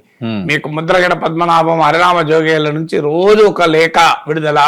పవన్ కళ్యాణ్ 70 సీట్లు అడగాలి, 80 సీట్లు అడగాలి, 60 సీట్లు అడగాలి. ఎందుకు పవన్ కళ్యాణ్ అడిగితే కూటమి సాధ్యం కాదు కనుక. నేను ఆ రోజు చెప్పాను వీళ్ళంతా వైసీపీలో తేలుతారు మీరు చూడండి అని. సో అన్నట్టే ముద్రగడ వైసీపీలో తేలాడు, హరిరామజోగయ్య కొడుకు కూడా వైసీపీలో తేలాడు కదా. అందువల్ల వైసీపీ వాళ్ళు వెనకాలండి కాపులను రెచ్చగొట్టే పని చేశారు. పవన్ కళ్యాణ్కి ఇంత బలం ఉన్నా వెళ్ళి చంద్రబాబు నాయుడు దగ్గర బీరం గట్టిగా ఉంటలేడు అని. అల్టిమేట్ గా ఏం జరిగింది, పవన్ కళ్యాణ్ చాలా తెలివిగా వివరించాడు కనుక కూటమి సాధ్యమైంది. Pawan Kalyan knew his limitations, ఆయనకు అర్థమైంది తన రాజకీయ పరిమితులు ఏంటి. ఈ పెద్దలు ముద్రగడ్డ, హరిరామ జోగేళ్ళని ఎక్కించిన అంత వాతావరణం మాకు లేదని నాకు అర్థమైంది. సో అందువల్ల ఈ ఫ్యాక్టర్స్ ఉన్నాయి కదా. అందువల్ల ఇప్పుడు అంబటి రాంబాబు మీకు ఇక్కడికి ఏమున్నది, ఇప్పుడు తిట్టించాలనుకుంటే వైసీపీ వాళ్ళు చంద్రబాబు తిట్టాలంటే కమ్మ నాయకులతో తిట్టిస్తారు. మీకు పవన్ కళ్యాణ్ వైసీపీ వాళ్ళు తిట్టించాలి అంటే మీకు కాపు నాయకులు అంబటి రాంబాబు, పేరు నాని రంగంలో దిగుతారు. టీడీపీ నుంచి కూడా అలా కాపు నాయకులు ఎంటర్ అవుతారు. ఇవన్నీ మనకు తెలిసిందే కదా సార్. సార్ ఇంకొక బ్రేకింగ్ న్యూస్ సార్ ఇప్పుడే మనకు అందింది. ఆ విజువల్స్ కూడా నేను ఎక్స్క్లూజివ్ గా ప్లే చేస్తాను. ఇబ్రహీంపట్నంలో జోగి రమేష్ ఇంటికి నిప్పు, లోకేష్ కు చిప్ దొబ్బుంది అన్నందుకు ఆయన ఇంటి మీద దాడికి దిగారు. ఇప్పుడే అందిన వార్త సార్ ఇది. దాడి సమయంలో ఇంట్లో లేని జోగి రమేష్ నివాసంలో ఫర్నిచర్ అంతా కూడా ధ్వంసం చేశారట. అది ప్లే చేయడం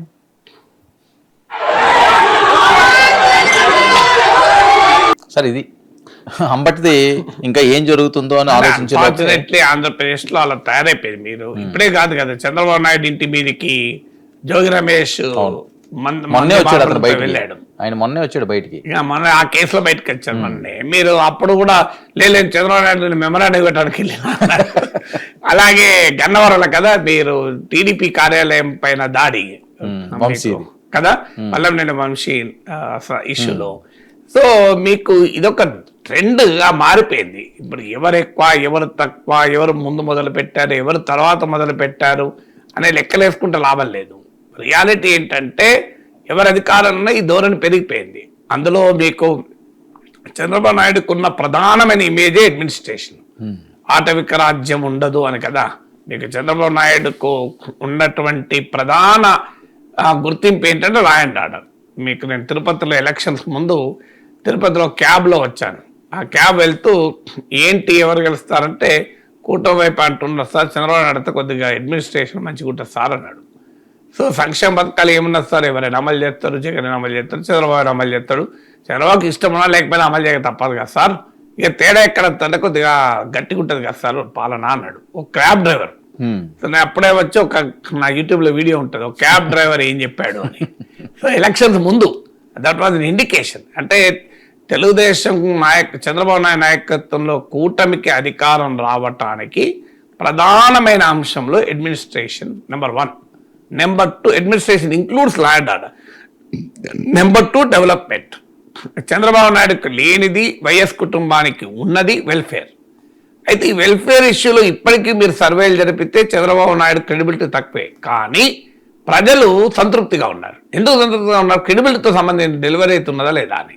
అంటే చంద్రబాబు నాయుడుతో పోలిస్తే జగన్ కాస్త ఎక్కువ కమిట్మెంట్తో వెల్ఫేర్ పట్ల ఉంటాడు అని ప్రజలు అనుకుంటున్నారు. కానీ చంద్రబాబు నాయుడు కమిట్మెంట్ ఉన్నది లేదు తర్వాత సంగతి. మాకైతే అమలు చేస్తున్నాడు కదా, మాకు జగన్ కన్నా రివైజ్ ఎడిషన్ ఇచ్చాడు కదా సూపర్ 6 అని. ఈ ఫీలింగ్ లో ప్రజల్లో ఉన్నది. అందువల్ల చంద్రబాబు నాయుడుకి వచ్చిన అడ్వాంటేజ్ ఏమొచ్చింది, మనం ఎందుకు అలా గెలిచారు అంటే వెల్ఫేర్ ఏమో ఈక్వలైజ్ అయిపోయింది. జగన్మోహన్ రెడ్డికి ఉన్న ప్రధానమైన యూఎస్పీ యూనిక్ సెల్లింగ్ ప్రపోజిషన్ అంటారు, అది ఈక్వలైజ్ అయిపోయింది. ఈక్వలైజే కాదు కాస్త బెటర్గా చేస్తాను నేను అని. ఆ అమ్మఒడి ఒక్కరికైతే తల్లికి 2 ఇస్తాను, ఇద్దరికి ఎంతమందికైనా ఇస్తాను, సో పెన్షన్లు పెంచిస్తాను, ఇలా ప్రతి ఒక్కటి రివైజ్ అండ్ ఎన్లార్జ్ ఎడిషన్ చెప్పాడు. మీకు ఒక ప్రిన్సిపల్ ఏంటంటే సక్సెస్కు ఇతరులు చేసిన పనిని ఇతరుల కన్నా బాగా చేయాలి, ఎవరు చేయలే పని చేయాలి. సో చంద్రబాబు నాయుడుకి వచ్చిన అడ్వాంటేజ్ అంటే జగన్ చేస్తున్న పని బటన్ నొక్కుడు కదా, వెల్ఫేర్ అనే దాన్ని జగన్ కన్నా బాగా చేస్తానని ప్రామిస్ చేశాడు. తర్వాత ప్రజలు కూడా నమ్మారు. ఒకప్పుడు నమ్మలేదు. 2009 ఎలక్షన్స్లో ప్రతి ఒక్కరి అకౌంట్లో 2,000 రూపాయలు వేస్తానని చంద్రబాబు నాయుడు చెప్పితే జనం నమ్మలే, రాజశేఖర రెడ్డి కొట్లేశారు. కానీ 2009కు 2024కు వచ్చిన తేడా ఏంటంటే ప్రజలకు అర్థమైంది ఎవడు అధికారంలో ఉండాలన్నా మాకు ఇవ్వాల్సిందే అని. సో ఎప్పుడైతే వాళ్ళకి అది అర్థమైందో నీకు నిజంగా నమ్మకం ఉందా లేదా అని సిద్ధాంతం మాకు అనవసరం, మాకైతే వస్తుందా లేవా అని భావించారు. కానీ ఇక అదనంగా చంద్రబాబు నాయుడుకి అడ్వాంటేజ్ ఏమొచ్చిందంటే అడ్మినిస్ట్రేషన్ డెవలప్మెంట్. మీకు 2014లో కూడా చూడండి, 2012 ఎన్నికల్లో మీకు వైసీపీ జగన్మోహన్ రెడ్డి కాంగ్రెస్ నుంచి బయటకు వచ్చాక ఉప ఎన్నికలు జరిగితే వైసీపీ స్వీప్, మీకు తెలుగుదేశం డిపాజిట్ లెక్కించుకోవడం కష్టమైంది, మీకు గుర్తునే ఉంటుంది. 12 ఎన్నిక ఒక్క రామచంద్రాపురం అనుకుంటా, ఒక పిల్లి సుభాష్ చంద్రబోస్ ఆ గుర్తు. మరి విత్ ఇన్ 2 years 2% ఆధిక్యతతో చంద్రబాబు నాయుడు అధికారంలోకి వచ్చాడు. ఎట్లా వచ్చాడు? మళ్ళీ ఇదే ఇష్యూ, అడ్మినిస్ట్రేషన్ డెవలప్మెంట్. అంటే రాష్ట్రం విడిపోయింది, కొత్త రాష్ట్రం, ఆ కొత్త రాష్ట్రానికి రాజధాని లేదు, రెవెన్యూ లోటు ఉంది, రాష్ట్రం దిశ లేదు. ఈ టైంలో అడ్మినిస్ట్రేషను గట్టిగా ఉన్నవాడు ఉంటే బాగుంటుంది. ఈ ఫ్యాక్టర్ ప్రజలకు cat the imagination the people. వెంటనే చంద్రబాబు నాయుడుకు కంప్లీట్ తిరిగిపోయింది మీకు. సో అందువల్ల ఎందుకు చెప్తున్నాను ఇదంతా అంటే, చంద్రబాబు నాయుడుకు 2014లో 2024లో కూడా ఉపయోగపడ్డది అడ్మినిస్ట్రేషన్, లా అండ్ ఆర్డర్. అది గనక దెబ్బతింటే చంద్రబాబు నాయుడుకున్న యూఎస్పీ పోతుంది. కూటమికి ఇది ఒక హెచ్చరిక నేను చెప్పేది. సో డెఫినెట్ గా చంద్రబాబు నాయుడు ఇదే రకంగా దాడులు జరుగుతూ పోతే, ఇవి రాజకీయపరమైన దాడులే. యాజ్ ఆఫ్ నౌ దీన్ని law and order complete failure గా ప్రజలేం భావించడం లేదు. నేను సర్వేలు కూడా చూశాను, ఈ పార్టీ ఆ పార్టీ కొట్టుకుంటున్నారులే అని. ఇది కొత్త కాదు, మీకు మిథున్ రెడ్డి వెళ్ళినప్పుడు కూడా పొంగనూరులో అనుకుంటా కదా, ఆ ఇంటి చుట్టూ వచ్చారు, ఇదేం కొత్త కాదు మీకు. కానీ బట్ ఈ ప్రాసెస్ కంటిన్యూ అయితే ఏమవుతుంది అంటే, అల్టిమేట్ గా జగన్మోహన్ రెడ్డికి జరిగే నష్టం ఏమీ ఉండదు. ఏమన్నంటే అదనంగా లాభం జరుగుతుంది, కారే పాపం దాడులు చేస్తానని. కానీ ఎందుకంటే అంతకుముందు జగన్ చేయలేదా? మీకు స్థానిక సంస్థల ఎన్నికల్లో అసలు నామినేషన్లు ఏనియలే, నిజమే. కానీ పాస్ట్ కరప్షన్ కన్నా ప్రజలు ప్రజెంట్ కరప్షన్ కు రియాక్ట్ అవుతారు. పాస్ట్ అణచివేత కన్నా ప్రజెంట్ అణచివేతకు రియాక్ట్ అవుతారు. ప్రజలు ఎప్పుడు కూడా అంటే పీపుల్స్ మెమరీ షార్ట్ లివ్డ్ అంటారే, ఇవాళ జరిగేదానికి రియాక్ట్ అవుతారు, అంతకుముందు జరిగేదానికి రియాక్ట్ కారు. సో ఏమవుతుంది, మీకు మనిషి స్వభావం కూడా, మీకు ఉదాహరణకి ఇంట్లో భార్యాభర్తలు చూడండి, నీకోసం వంటలు వండి నీకోసం అనేక సార్లు కష్టపడ్డ భార్య ఆ సమయంలో ఏదన్నా అంటే మాత్రం ఎక్కలేని కోపం వస్తుంది భర్తకు. అంతకుముందు నా కోసం పాప ఇన్ని కష్టాలు పడింది కదా అనేది గుర్తురాదు. అందువల్ల ప్రజలు క్షణికమైన ఆవేశాలు గురవుతూ ఉంటారు. సో క్షణికమైన భావోద్వేగాలకు హ్యూమన్ సైకాలజీ జరుగుతుంది. అందువల్ల ఏం జరుగుతుంది, ఇది ఇలాగే కొనసాగితే this shows the failure of the Chandrababu Naidu government. అంటే అడ్మినిస్ట్రేషన్ సరిగా లేదు అని. ఇప్పటికే పవన్ కళ్యాణ్ అసలు హోమ్ మినిస్టర్ని ఉద్దేశించి మీరు ఏం చేయలేక, మీరు నా చేతిలోకి తీసుకుంటే పరిస్థితి వేరుగా ఉంటుంది, మీరు చేయలేకపోతున్నారు అని చెప్పి ఆయన కామెంట్లు కూడా చేశాడు. ఒక డిఎస్పీ భీమవరం డిఎస్పీ విషయంలో నేరుగా కూడా యాక్ట్ అయ్యాడు. ఇవన్నీ ఉన్నాయి. సో ఏం జరుగుతుంది, ఇలాగే కొనసాగితే ఆంధ్రప్రదేశ్లో పెట్టుబడులు రావాలన్నా కూడా లా అండ్ ఆర్డర్ ఉంటేనే పెట్టుబడులు వస్తాయి. ఇది రాజకీయంగా ఒకరికొకరు తన్నుకుంటున్నారు, కొట్టుకుంటున్నారు అంటే డెఫినెట్ గా ప్రజల దృష్టి చంద్రబాబు నాయుడుకు ఉన్న మేజర్ అడ్వాంటేజ్ కాస్త పోతుంది. మరి ఎందుకు అయితే ఇక్కడ ఒక ప్రాబ్లం ఉంది, చంద్రబాబు నాయుడు ఎంకరేజ్ చేస్తున్న అనడానికి, కానీ ఈజ్ అనేబుల్ టు కంట్రోల్. కింద క్షేత్రస్థాయిలో 5 ఏళ్ల జగన్ పాలనలో తెలుగుదేశం వారు అనుభవించినటువంటి ఆ అసహనం అదంతా పీకల్లాగా ఉన్నది. అది ఎప్పుడోసారి బద్దలవుతుంది. సో అంటే చంద్రబాబు నాయుడు ప్రభుత్వ యాక్షన్స్ సరిపోతలేవు. తెలుగుదేశం శ్రేణులు కోరుకున్న స్థాయిలో వైసీపీ వారిపైన చంద్రబాబు ప్రభుత్వ యాక్షన్స్ లేవు. దానివల్ల మీకు ఆ రకమైన అసంతృప్తి ఉంది కింది స్థాయిలో. మీకు అది ఇలాంటి ఘటనల సమయం జరిగినప్పుడు మీకు అది కనబడుతూ ఉంటాయి.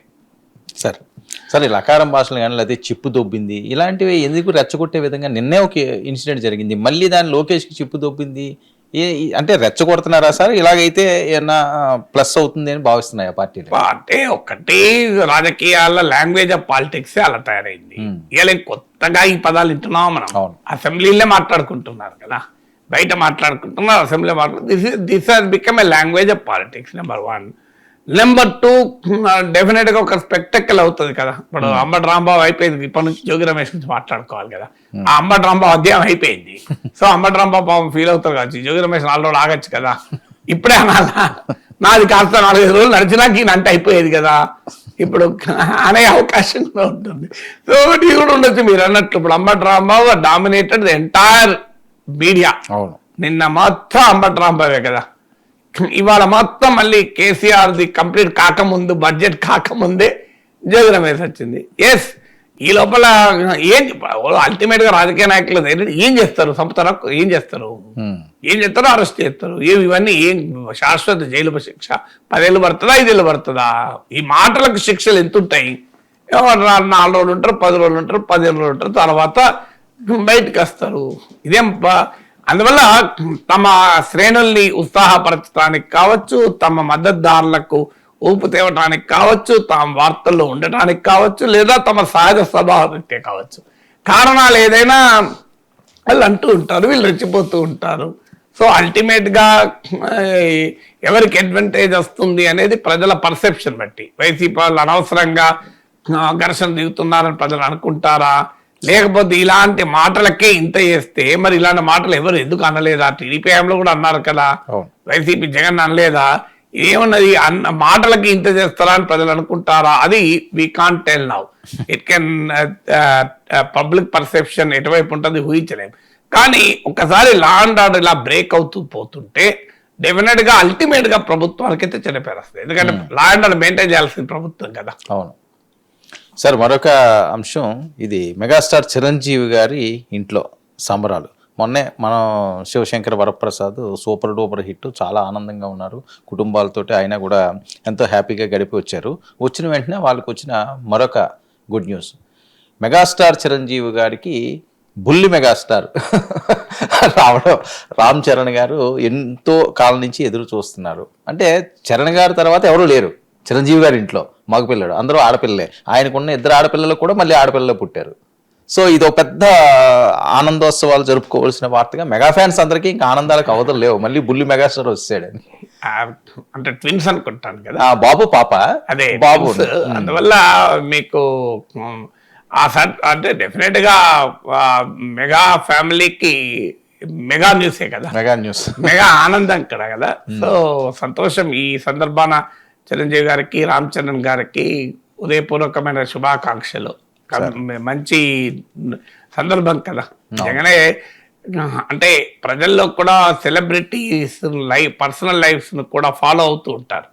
మీకు అవునన్నా కాదన్నా సమాజము తమ ఇంట్లో జరిగినట్టుగా భావిస్తారు. ఇప్పుడు చిరంజీవిని అభిమానించి మెగా కుటుంబాన్ని అభిమానించే లక్షలాది మందికి ఇది తమ ఇంట్లో శుభకార్యం. అవును, ఇదేదో మెగా చిరంజీవి ఇంట్లో శుభకార్యంగా ఫీల్ కారు. సో ఆ స్థాయికి మీకు సైకాలజీ మారిపోయింది. మీకు అలా ప్రతిదానికి ఎమోషనల్గా రియాక్ట్ అవుతారు కదా. మంచికైనా చెడుకైనా రియాక్ట్ అవుతుంటారు. అందువల్ల అందులో చిరంజీవి కుటుంబం జనరేషన్స్ కదా. మీకు ఇప్పుడు ఆ మాటకు వస్తే అల్లు రామలింగన్ కూడా కలుపుకుంటే ఇప్పుడు ఎన్నో జనరేషన్ అని. అఫ్ కోర్స్ అందులో చిరంజీవి టవరింగ్ స్టార్. ఆ జనరేషన్ లోనే Chiranjeevi, Pawan Kalyan, of course Nagababu, Ram Charan. So Ram Charan కూడా ఏ తండ్రికైనా కావాల్సింది ఏముంది, కొడుకు సక్సెస్ అయితే ఆస్కార్ వేదిక దాకా కూడా వెళ్ళాడు కదా. మామూలు విజయం కాదు కదా అది. సో ఆస్కార్ వేదిక వరకు కూడా వెళ్ళాడు రామ్ చరణ్. సో అందువల్ల సినిమాలు హిట్ కావడం ఒక ఎత్తు అయితే, పర్సనల్ లైఫ్లో ఇలాంటి సందర్భాలు అందులో మీరు అన్నట్లు 10 ఏళ్ల పాటు వెయిట్ చేశాక ఆనందం మామూలు ఆనందం కాదు కదా. డెఫినెట్గా సో ఇది ఈ మెగా ఆనందాన్ని చిరంజీవిని అభిమానించే లక్షలాది మంది, ఆ మాటకైతే కోట్లాది మందికి కూడా పంచుకుంటారు కదా. అంటే ప్రతిసారి వీళ్ళు మాట్లాడేది ఏంటంటే, అంటే సరే ఒక సందర్భంలో ఆయన అంటే అది మళ్ళీ ఏదో వివాదంగా కూడా వెళ్ళింది. నేనేదో మహిళా దానికి వార్డెన్లా ఉన్నాను, ఏదో హాస్టల్ వార్డెన్లా అని చిరంజీవి గారు అప్పుడు అన్నాం. ఈ రామ్ చరణ్ గారు అన్నది ఏంటంటే, మా ఇంట్లో అందరూ మహాలక్ష్మిలే ఉన్నారు, దానికోసం మేము వెయిట్ చేస్తున్నాం అన్నది. అంటే అలా మన దేశంలో సన్ ప్రిఫరెన్స్ ఎక్కువ, సన్ స్ట్రోక్లు ఎక్కువ పొలిటికల్ గా. సో మీకు అవునన్నా కాదన్నా సన్ స్ట్రోక్లు ఎక్కువ.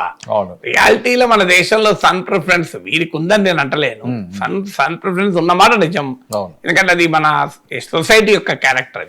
అది ఒక్కరికి ఒక కుటుంబ క్యారెక్టర్, ఒక పర్సనల్ క్యారెక్టర్ కాదు. దానిలో ఎక్సెప్షన్స్ ఉండొచ్చు, నాలాంటి వాళ్ళకు ఉండొచ్చు, మీలాంటి వాళ్ళకు ఉండొచ్చు, చిరంజీవి లాంటి వాళ్ళకు ఉండొచ్చు, అది తర్వాత. కానీ బట్ డామినెంట్ ట్రెండ్ అయితే వాస్తవమే కదా. ఇప్పుడు మీకు ప్రియాంక గాంధీ కన్నా రాహుల్ గాంధీ పాలిటిక్స్ లో డామినేట్ చేస్తున్నారు, మీకు స్టాలిన్ డామినేట్ చేస్తున్నారు, కనుమతి చేయడం లేదు. తేజస్వి యాదవ్ చేస్తున్నారు కానీ ఎలాలో కూతురు చేయడం లేదు.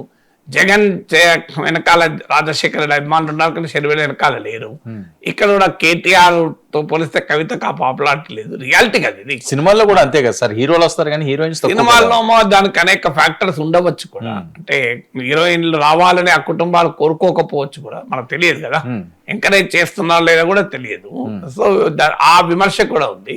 బట్ ఏదైనా అది పర్సనల్ ఇష్యూ, మనకు సంబంధించింది కాదు. ఒక హీరోయిన్ రావాలా వద్దా అనేది ఆ వ్యక్తిగత అంశం, దాంట్లో మనం డిబేట్ చేయాల్సిన అంశమే కాదు.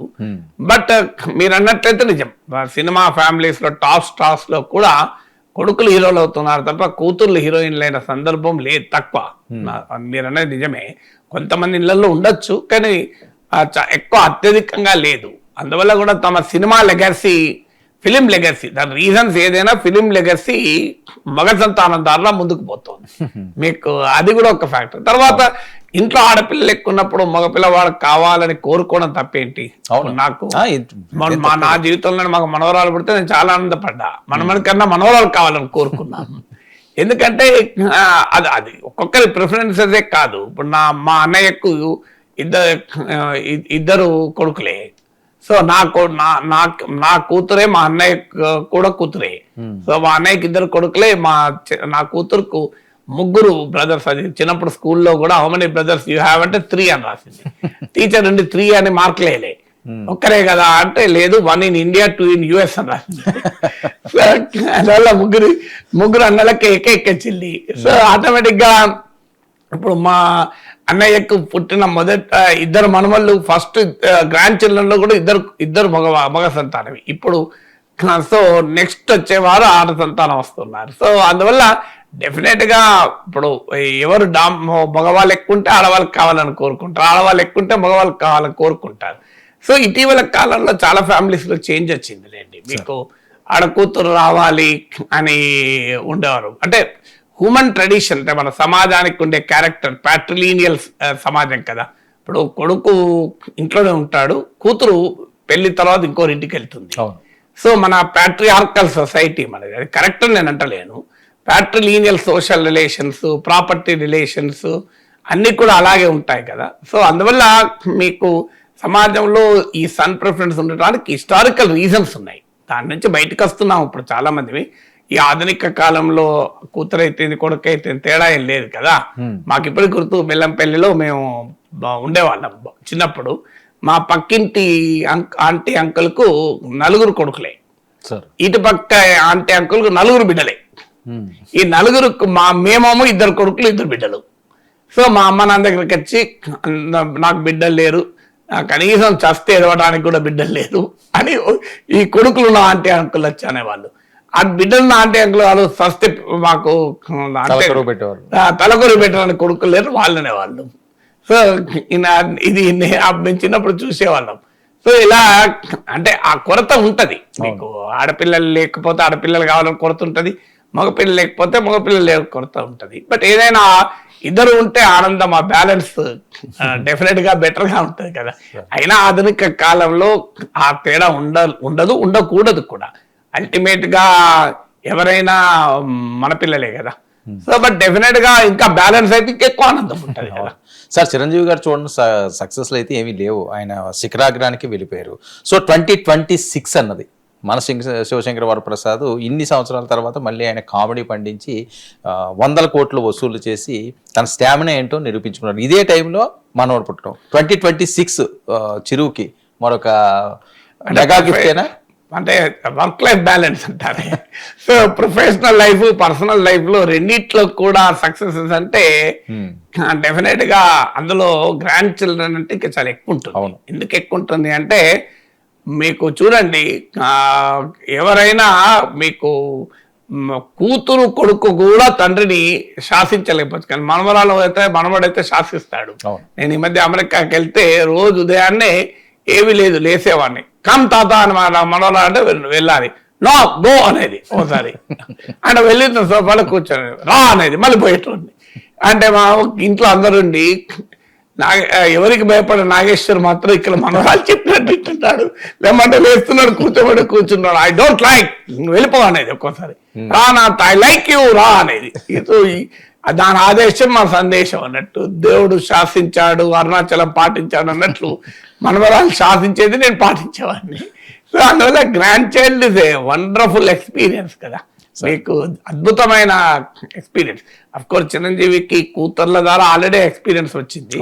సో ఇప్పుడు అదనంగా కూడా గ్రాండ్ చైల్డ్ ఇది డెఫినెట్ గా అది ఒక మామూలు ఎక్స్పీరియన్స్ కాదు, వండర్ఫుల్ ఎక్స్పీరియన్స్. అది ఆ పిలుపులోనే ఆనందం ఉంటుంది. సో ఇక ప్రాణాన్నైనా ఇవ్వగలుగుతారు, ఆ స్థాయిలో ఉంటుంది.